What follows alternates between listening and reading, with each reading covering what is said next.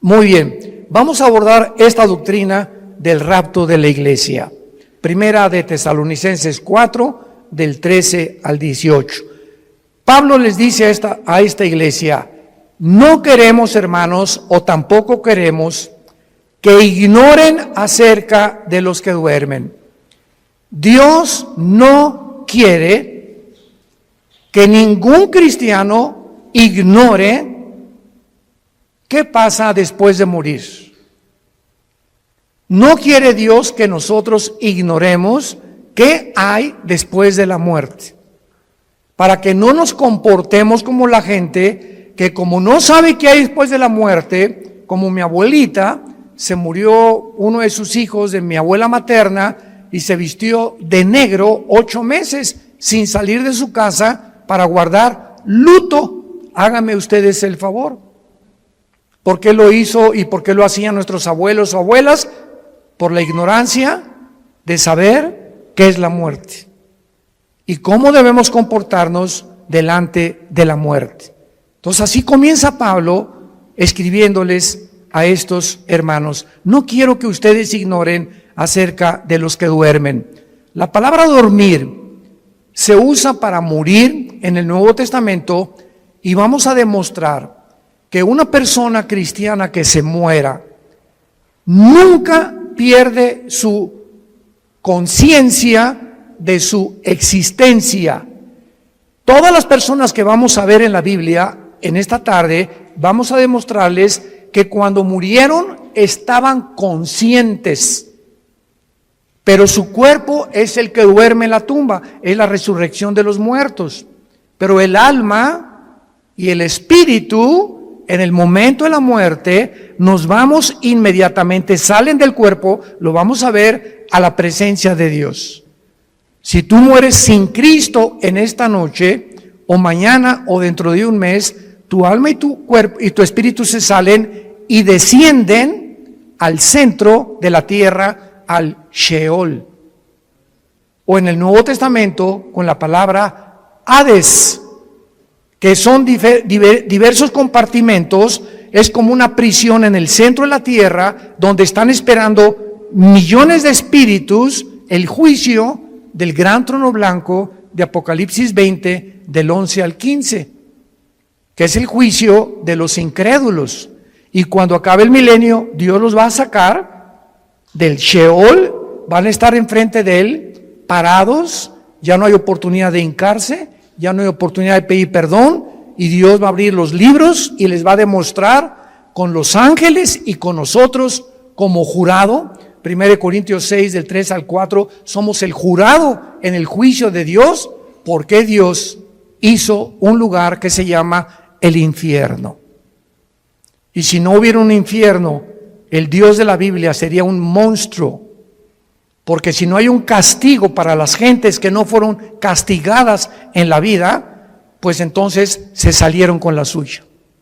Porque nadie los castigó, se empanzonaron y crecieron y se rieron y se emborracharon y violaron niños y fueron pederastas y violaron mujeres y tuvieron 3 o 4 y abandonaron sus matrimonios y dieron mal ejemplo a sus hijos y robaron y se aprovecharon de su puesto como políticos, etcétera, etcétera, y de repente se mueren en un accidente o les da un ataque al corazón. ¿Y qué? Y vivieron como, hasta le da envidia a los cristianos cuando muchos incrédulos viven como viven. Pero la Biblia dice que hay un juicio, y de este juicio no se escapan nadie, porque Dios no puede ser burlado. No quiero que ignoren acerca de los que duermen, porque para que no nos entristezcamos como los otros, o sea, como los que no son cristianos, que no tienen esperanza. Entonces, cuando se muere un cristiano, hay lágrimas, y nunca te aguantes. Ahora está demostrado psicológica y neurológicamente que cuando una persona reprime sus emociones, algo sucede que comienzas a descomponerte emocional y mentalmente. Y puedes llegar a depresiones gravísimas. Entonces, Dios nos dio la capacidad de llorar.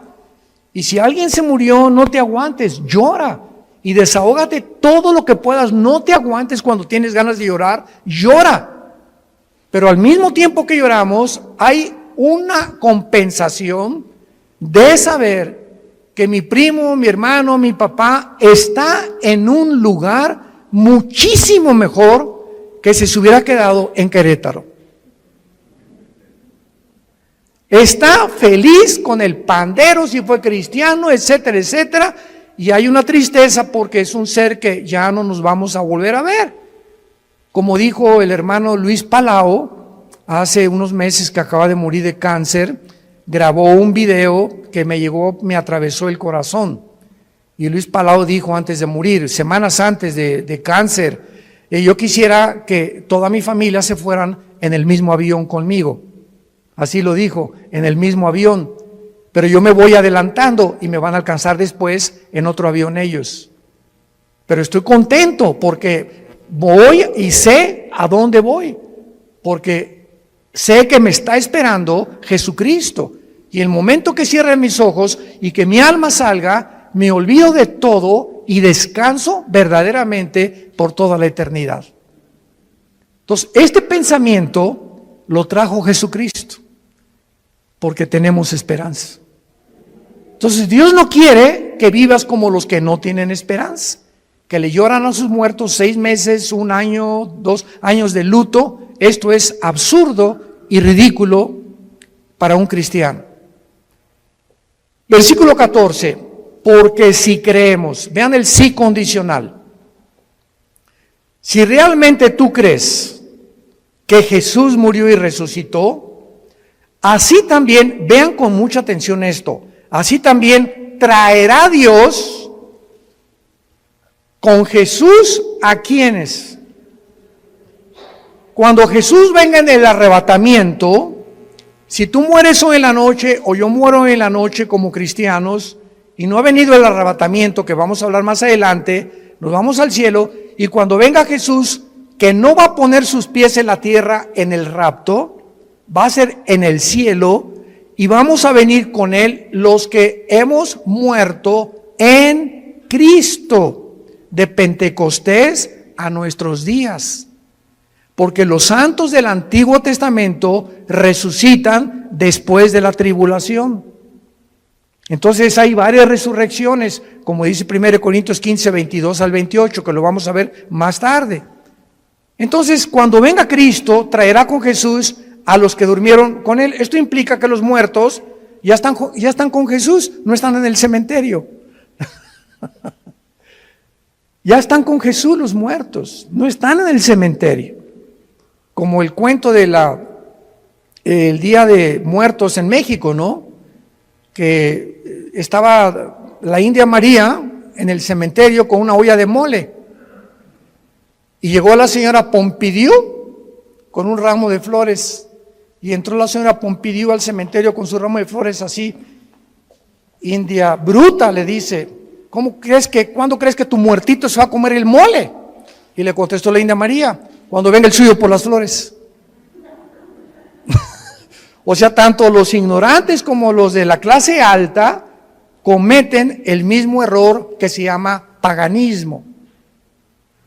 Cuando nosotros enterramos a alguien, un cristiano no regresa nunca al cementerio, porque no hay nada más que huesos y lagartijas.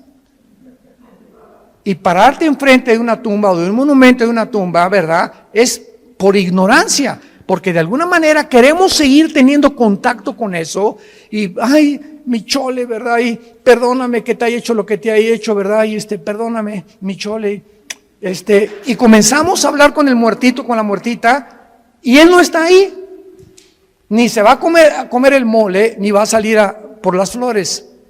Entonces, todas esas costumbres han sido arrastradas por ignorar qué hay después de la muerte.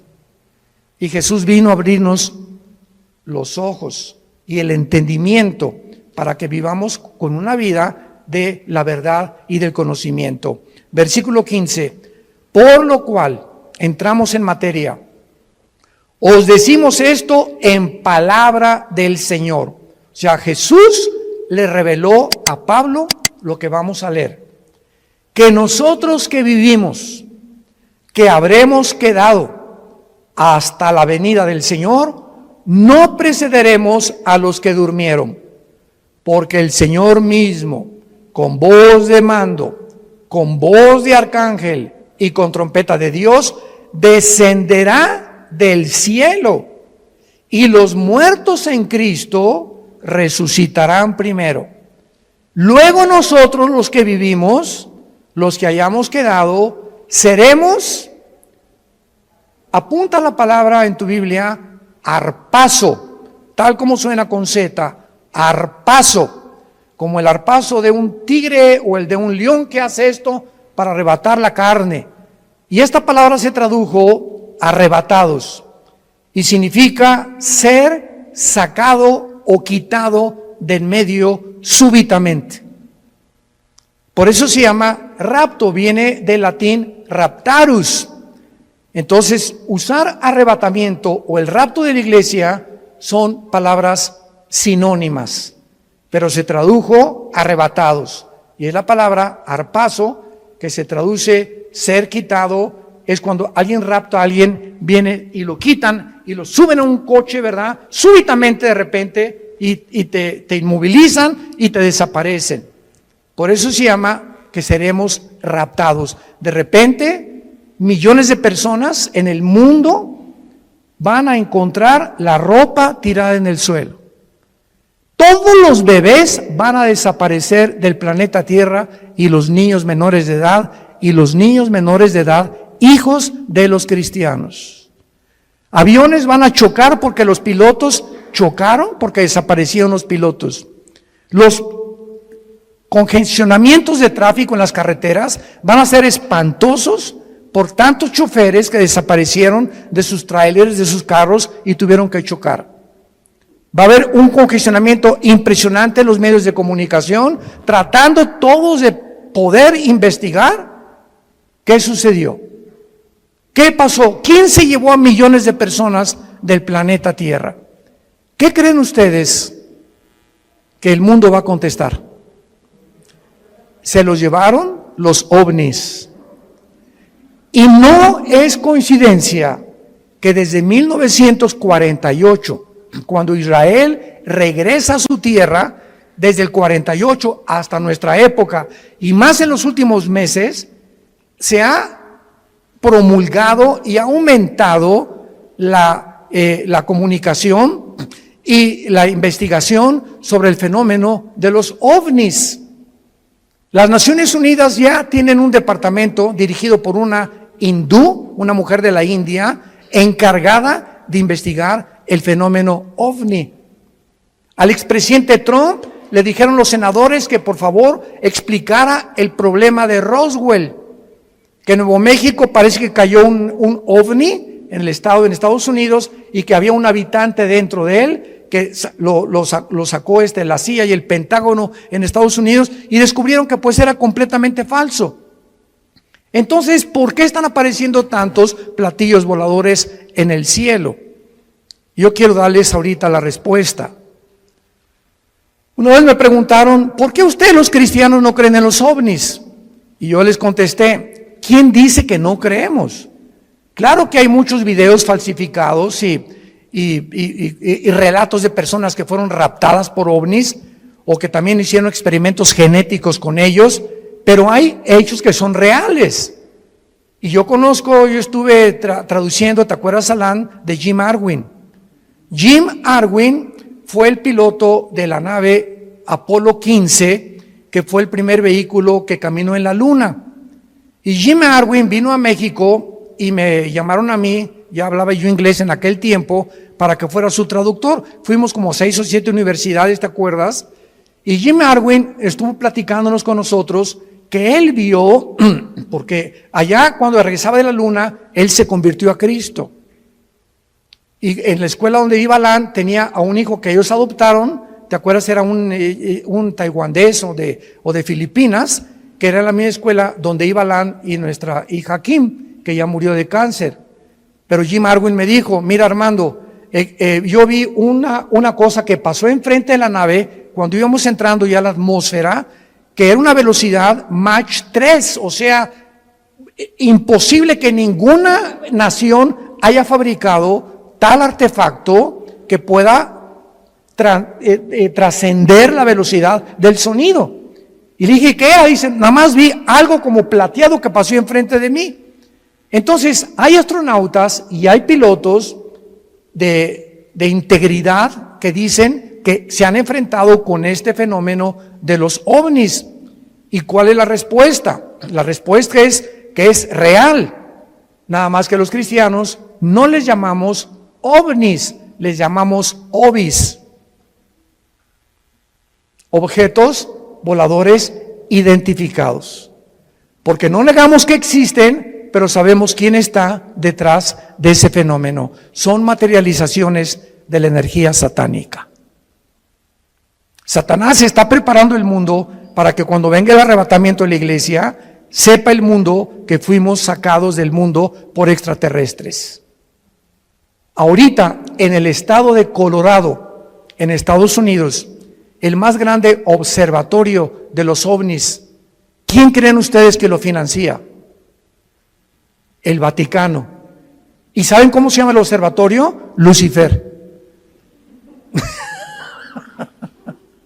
Lucifer, el más grande observatorio que está tratando de encontrar, porque dijo el Papa Francisco, que si llegaban los ovnis, él los iba a evangelizar. Bueno, no nos vamos a perder con eso, ¿verdad? Pero vamos a explicar esto claramente. Dice el versículo 5, que cuando Jesucristo venga en el rapto, va a haber una generación de cristianos vivos. Dios quiera que seamos nosotros. Muy bien. Y dice el versículo 16 que cuando Él venga, viene con voz de mando que solamente lo vamos a oír nosotros. Viene con el arcángel Miguel, que es el comandante en jefe de la nación de Israel.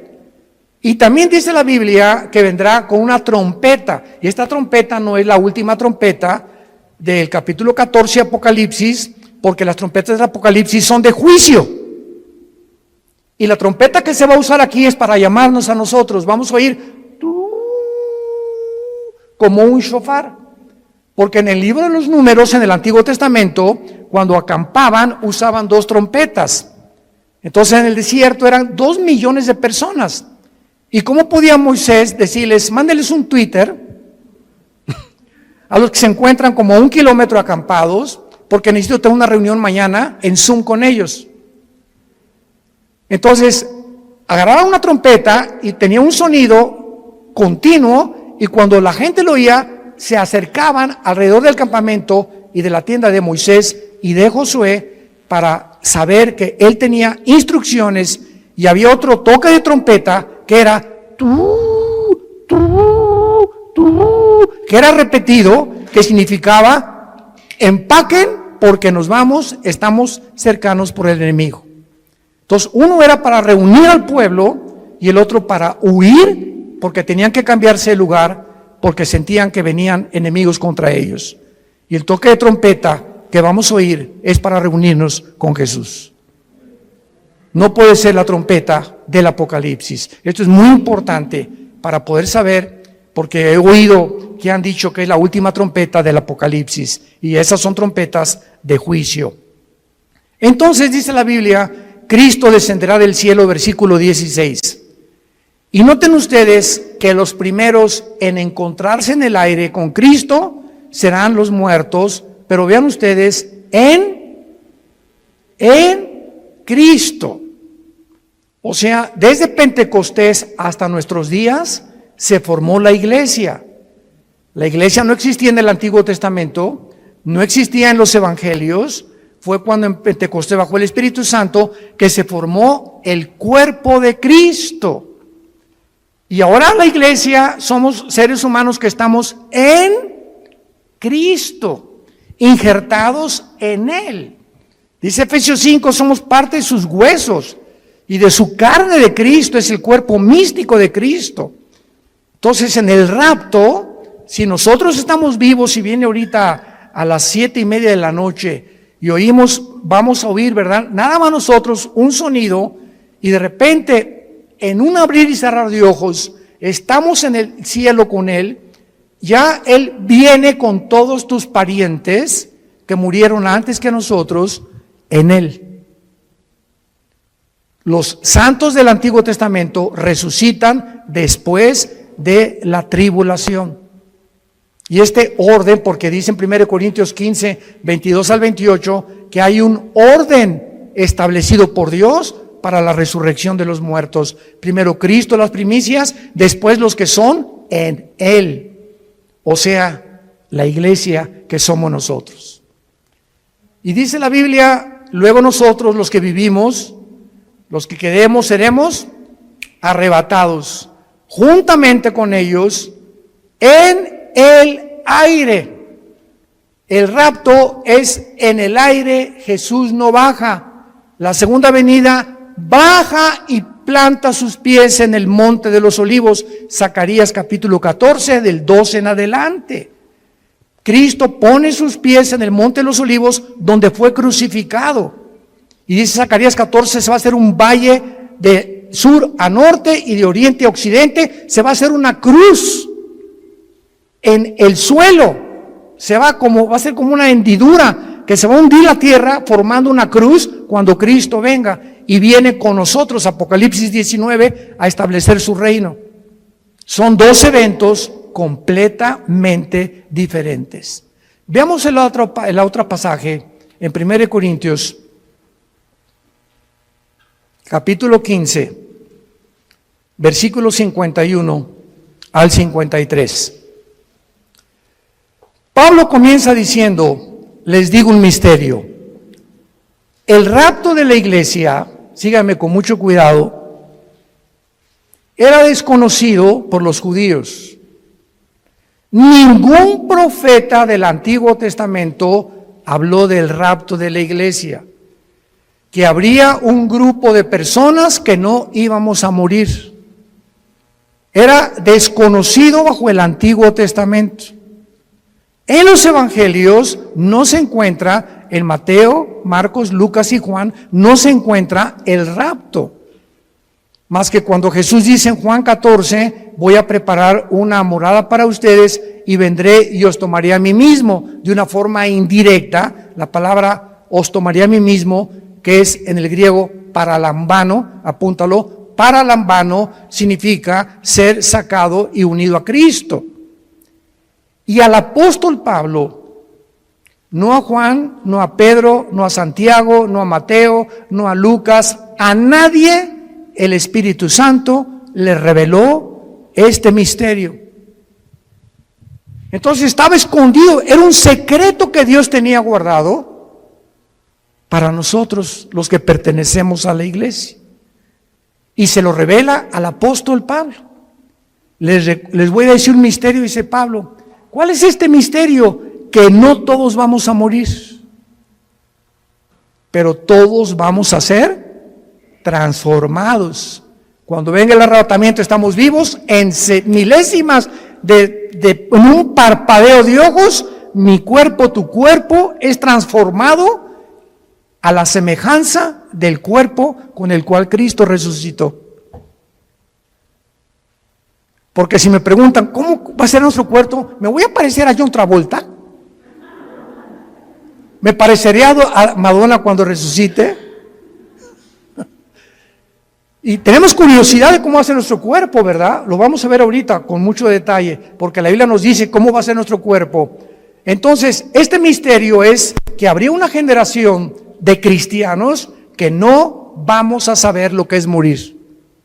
No vamos a atravesar el túnel que atraviesan, como decía David le llamó el camino de todos los hombres. Pablo le dice abandonar este cuerpo. Entonces, este misterio fue revelado al apóstol Pablo y dice el versículo 52 explicándonos cómo va a suceder. En un momento, en un abrir y cerrar de ojos, a la final trompeta, porque se tocará la trompeta y los muertos serán resucitados incorruptible y nosotros transformados, porque es necesario que esto corruptible se vista de incorrupción y esto mortal se vista de inmortalidad. Muy bien, ahora vamos a demostrar a continuación claramente en la Biblia que lo que enseñan los testigos de Jehová y los mormones es una grande equivocación, que los muertos están dormidos y que no hay conciencia después de la muerte hasta la resurrección. Vayamos primero a Génesis capítulo 35 en el Antiguo Testamento. Esto es maravilloso. La Biblia es preciosa. No hay nada perverso en ella. Todas ellas, las palabras de Dios, son rectas al que entiende y razonables a los que han alcanzado la sabiduría. Dice Proverbios 8 del 4 al 8. Vean ustedes Génesis 35 versículo 18. Pon una lupa o un microscopio para lo que vamos a leer. Aconteció que al salírsele, apúntalo, Nepesh. Nepesh con SH al final. Es la palabra hebrea para alma. Al salírsele, el Nepesh o el alma murió. Desgraciadamente, hay una traducción de la Biblia que se llama la Nueva Versión Internacional. Yo no se la recomiendo a nadie. Y si tú lees este versículo en esta versión de la Biblia, dice, aconteció que suspiró. ¿Y qué es un suspiro? O sea, no explica nada, ¿no? Porque no nos revela la parte que forma el cuerpo humano, que es el alma. Vamos a ver cuál es la otra parte del cuerpo humano. Y cuando dice la Biblia Nepesh, si lo quieres apuntar, el alma es el centro de la mente, las emociones, la voluntad y los sentimientos. Eso es el alma. Y que en otras partes del Antiguo Testamento se traduce como el corazón. Del corazón salen las malas palabras, del corazón sale esto, del corazón aquello, perverso y engañoso el corazón, Jeremías 17:9, y cuando dice perverso y engañoso el corazón, perverso y engañosos son nuestros sentimientos. Perversos y engañosos son nuestras emociones.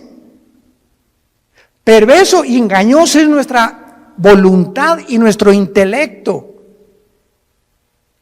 Nacimos torcidos. Qué peligroso es que confiemos en nuestros sentimientos y en nuestras emociones cuando no están bajo el control del Espíritu Santo. Ay, hermano, me voy a casar. Sí, qué bueno que te vas a casar, Conchita. Es que está re guapo, se parece a Rambo. ¿Y te vas a casar por el físico? No, voy a casar porque que te linda y está muy bonita. ¿Y te vas a casar por el físico o realmente ya tienes un tiempo conociendo el corazón de esa persona, su carácter, cómo reacciona a diferentes cosas, caminar con Cristo? Porque el matrimonio es para dos discípulos. El matrimonio es para dos discípulos de Jesús. Porque si te casas y eres cristiano con una que no es cristiana o uno que no es cristiano, ¿qué va a pasar? Es como atar en el arado, en el campo, a un buey con un burro. Entonces el buey jala para acá y el burro jala para allá. Para arar el arado se necesitan dos bueyes. No estoy diciendo que seas buey. Y son palabras bíblicas, ¿eh? Entonces, por eso están unidos para arar con un yugo los dos, y el yugo del matrimonio es Cristo. Entonces, si los dos no están y Cristo no está en medio, cordón de tres dobleces es difícil de romperse, dice Eclesiastés capítulo 4. Por eso es tan importante entender que el matrimonio es para discípulos. Aconteció que al salírsele el alma, murió. Al morir, ¿qué se sale de nosotros? Se sale el alma. Ahora el versículo 29 del mismo capítulo. Y exhaló Isaac el Roach. Así como suena, se pronuncia la CH en hebreo como J, Ruach. Se le salió y se traduce espíritu. Y el espíritu es la parte inmaterial a través de la cual conocemos, adoramos y servimos a Dios. Adoramos en espíritu, servimos en espíritu y seguimos en espíritu al Creador. Y hasta que el espíritu entra a nuestra vida y renace y resucita el espíritu muerto con el cual nacemos, no podemos servir a Dios. Y hay cristianos que sirven a Dios sin el espíritu. ¿Sabían eso? Sirven a Dios en la carne. Predican, enseñan, hacen, pero la motivación por lo cual hacen todo lo que hacen no es para Él. Es o para ser vistos, o para ser recompensados, o por muchas otras intenciones. Y lo encuentran en Apocalipsis 2, del 1 al 4, con la iglesia de Éfeso. ¿Se acuerdan de esta iglesia? Que le dice Cristo: yo conozco tus obras, has tenido paciencia, has probado los que son apóstoles y son mentirosos, has tenido esto y el otro, y en ese momento, Señor, gracias. Hasta que me reconoces, Señor. Con cualquiera de estas cosas que Cristo está alabando, se sentiría uno orgulloso, ¿verdad? Pero dice Cristo, pero, hay un pero, ¿cuál es, Señor, el pero? Que tengo contra ti que has perdido tu primer amor. O sea, todas estas cosas que Cristo alabó son buenas, pero lo estaban haciendo sin amor a Él. La carne es bien consagrada. Se llama la religiosidad. Y son de esos hermanos que, ¿y por qué el hermano se tatuó? ¿Y por qué trae el pelo largo? ¿Y por qué trae ese vestido tan caro, la hermana? ¿Y por qué la otra parece china poblana? ¿Y por qué esto y por qué el otro? ¿Y por qué se ponen aretes? ¿Y por qué celebran la Navidad? Dios mío, santo, no sé a qué virgen invocar. Que no hay ninguna, ¿verdad? Pero Jesús, María y José y el burrito que los acompaña.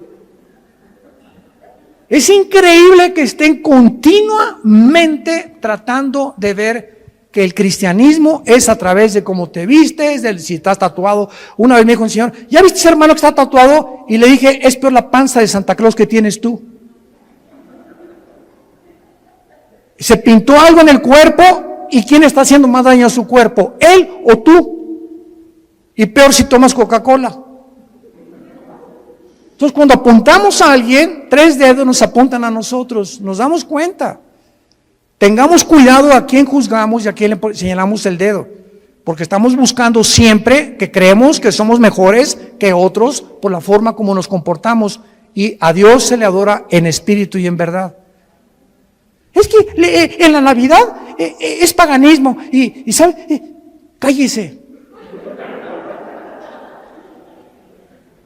Mi esposa le pone el árbol de Navidad más lindo que hay con esferas y estamos en Navidad. Jingle bells, noche de paz, contentos, alegres. Pero hoy, hermanos, no pusieron árbol, no pusieron nada y con sujeta.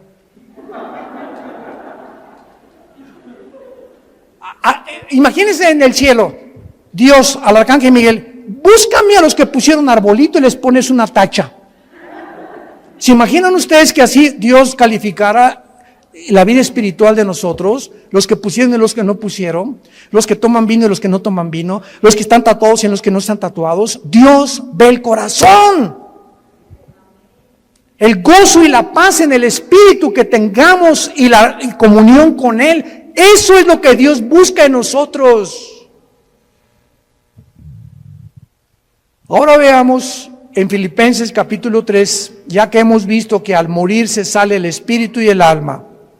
No estamos dormidos. ¿Cómo será nuestro cuerpo cuando nosotros resucitemos? Dice Filipenses capítulo 3 con muchísima claridad, y tal vez muchos lo han leído antes, pero noten ustedes con los detalles que Dios nos da. Filipenses 3, 20 y 21. Mas nuestra ciudadanía está en los cielos, de donde también esperamos. Esta es nuestra esperanza. Estamos esperando no al anticristo, estamos esperando a Jesús, al Salvador, al Señor Jesucristo, el cual transformará el cuerpo de la humillación nuestra para que sea semejante ¿a quién? Para que sea nuestro cuerpo igual ¿a quién? Al cuerpo con que Cristo resucitó. Muy bien, ya tenemos una pieza clave para saber que cuando resucitemos, nuestro cuerpo tendrá las características que tenía Cristo cuando Él resucitó. Muy bien, ¿cuáles características tenía Cristo cuando Él resucitó? Número 1, cuando Jesús estaba abriendo sus brazos en la cruz, los romanos tenían la orden, y era de pena de muerte, de asegurarse que el crucificado, antes de que lo bajaran, estuviera muerto. Y como muchas veces se desmayaban por el dolor, lo podían bajar creyendo que estaba muerto. No hay las pruebas clínicas que hay en el siglo XXI para mostrar que una persona está muerta. Entonces lo que hacían los romanos era romperles los meniscos con un mazo grandísimo en las rodillas, los meniscos de las rodillas. Entonces el crucificado tendría que caer y asfixiarse, y si no estaba muerto, moría por asfixia. Y entonces así se aseguraban de que la persona estaba muerta. Pero estaba escrito en Deuteronomio que a Jesús no lo romperían los huesos. Y cuando se acercó un soldado a Cristo para romperle los huesos, un centurión romano le haber dicho al soldado: detente, yo voy a hacerlo de otra manera. Agarró una lanza y lo atravesó de la izquierda a la derecha, todo el diafragma y el corazón de lado a lado, para asegurarse que estaba muerto. Y el apóstol Juan en el Evangelio escribe esto: vi salir, porque él estaba en la cruz con María su madre y con María Magdalena, son los únicos que estaban en la cruz, y otra mujer. Vi salir una gota de agua mezclada con sangre. Esto lo escribió Juan hace 2000 años. Y la cardiología moderna, un cardiólogo te da testimonio y te da evidencia que cuando se mezcla el agua con la sangre, implica la rotura del pericardio. ¿Qué es el pericardio? Es una capa que envuelve el corazón.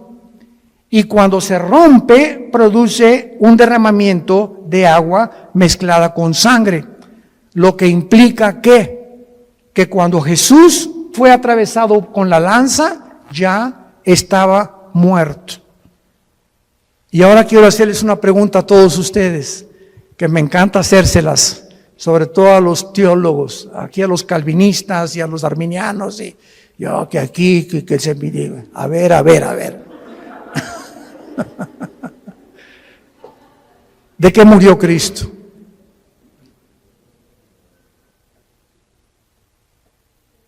Nadie, ¿verdad?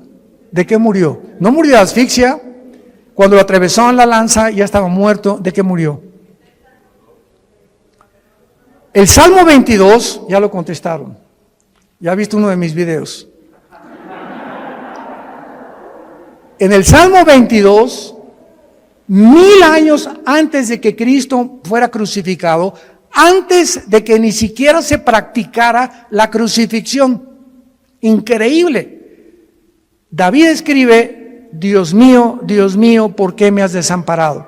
Comienza David a escribir 1000 años antes lo que Jesús pronunció en la cruz, y lo que Jesús desde la cruz, como si David se hubiera adelantado al futuro, se hubiera metido en la cruz de Cristo y él estuviera viendo lo que Cristo vio desde la cruz. Esto es impresionante. Y más adelante David escribe: horadaron mis manos y mis pies, y mi corazón fue como la cera. Cristo murió en el momento que tus pecados y mis pecados fueron puestos sobre su cuerpo, rompieron su corazón. Murió de dolor moral. No soportó llevar en la cruz nuestros pecados, y fueron nuestros pecados los que produjeron su muerte. Y 700 años antes de que él muriera, el profeta Isaías, capítulo 53, escribió: despreciado y desechado entre los hombres, varón de dolores, escondimos de él el rostro, fue menospreciado, no le estimamos, molido fue por nuestros pecados y completamente deshecho por todo lo que nosotros hicimos. Qué increíble que Isaías haya escrito eso, que fue el pecado lo que mató a Jesucristo. Y que el Padre haya permitido que su Hijo fuera crucificado, maltratado, despedazado. Cristo en la cruz, dice Isaías 52, los últimos 2 versículos antes de entrar al 53, que no había parecer en él. Cristo en la cruz era un guiñapo humano. Nadie reconocía, estaba deformado de los golpes, de los latigazos, de la sangre que le corría por su rostro. No tenía los tejidos subcutáneos, los tenía completamente abiertos, del látigo de 9 colas que tenían puntas de hueso con acero, y los romanos lo envolvían y el látigo le daba 4 veces, y cuando jalaban el látigo desgarraba todos los tejidos subcutáneos del pecho y de la espalda. Cuando él estaba en la cruz era un guiñapo humano. Cristo en la cruz era un monstruo. ¿Por qué? Porque eso es lo que hace el pecado, nos hace monstruos. El pecado nos deforma. El pecado hace y tuerce lo que es la imagen de Dios en nosotros. Y el cristiano tiene que proyectar la santidad.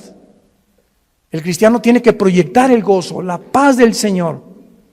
Y tú lo puedes ver en amigos tuyos o en personas que no son cristianas. Ve la mirada que tienen. Será. La lámpara de nuestro cuerpo son los ojos. Pero Cristo muere de esa manera para que Dios nos recordara el tiempo en que nosotros tenemos que estar conscientes de lo que el pecado nos hace en nuestra vida. Y vayamos en penúltimo lugar, Apocalipsis capítulo 6.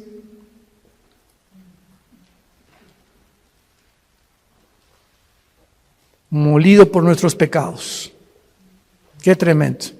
En Apocalipsis 6 vemos otra evidencia de que cuando morimos no estamos dormidos.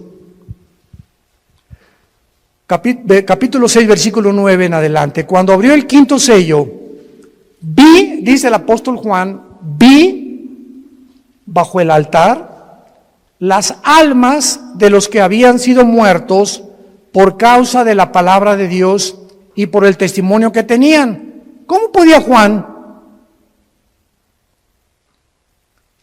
ver en el cielo cuando la sangre y la carne no pueden heredar la corrupción? ¿Cómo pudo Dios llevarse a Juan al cielo? ¿Cómo pudo en 2 Corintios 12 llevarse Dios a Pablo al cielo cuando nuestro cuerpo nos impide estar en otra dimensión donde todo es santidad y perfección? Lo corrompible no puede heredar la incorrupción, ya lo vimos. Bueno, la respuesta es que Juan estaba durante el tiempo de la tribulación en el Espíritu en el cielo. Y esto nos muestra que aparte de los ojos físicos que tenemos, porque cuando alguien está muerto, vienen los gusanos y nos comen el cerebro, ¿verdad? Nos comen los ojos en la tumba, nos comen las orejas y queda el puro esqueleto ahí tirado en el cementerio. Sin embargo, en la otra vida tenemos ojos, tenemos oídos y tenemos otro cuerpo. Y los ojos que vamos a tener en la otra vida, ya los tenemos en esta vida y se llaman los ojos espirituales, que estamos entrenando para ver la Biblia.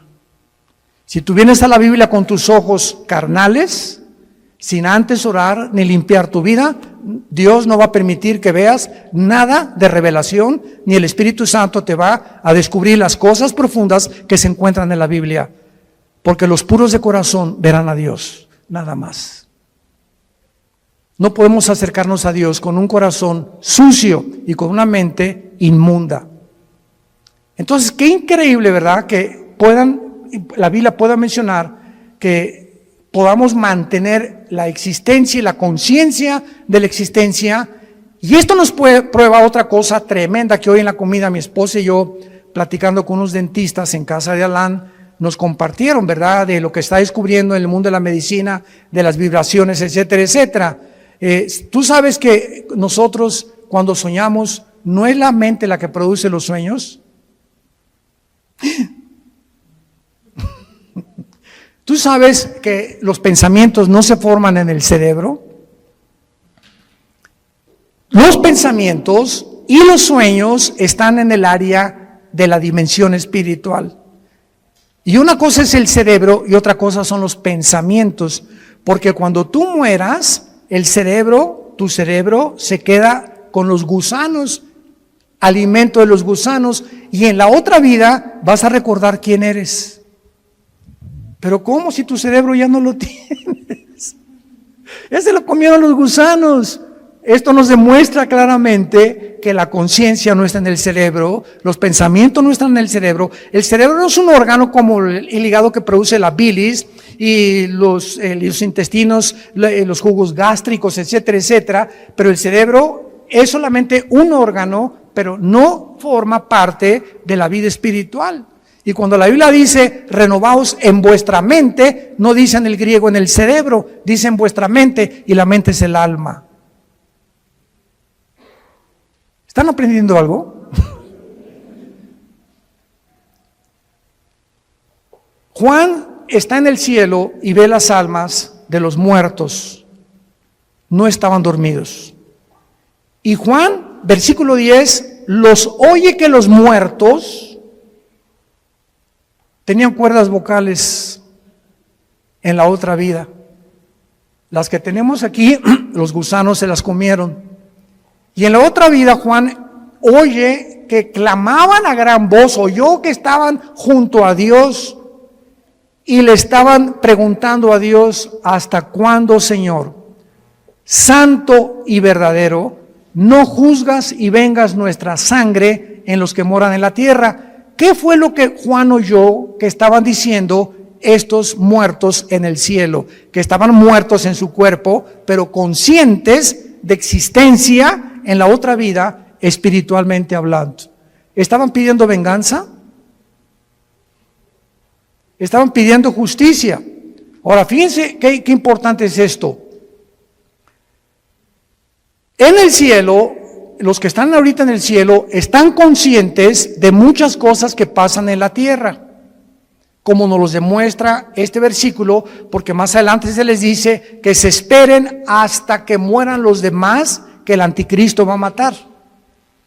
Y estos muertos que están en el cielo están conscientes que la justicia no se ha hecho y están gritando a Dios, ¿hasta cuándo? Y Love longing for our union then. Love my fragrance so captively sing. You close to me, I lose myself.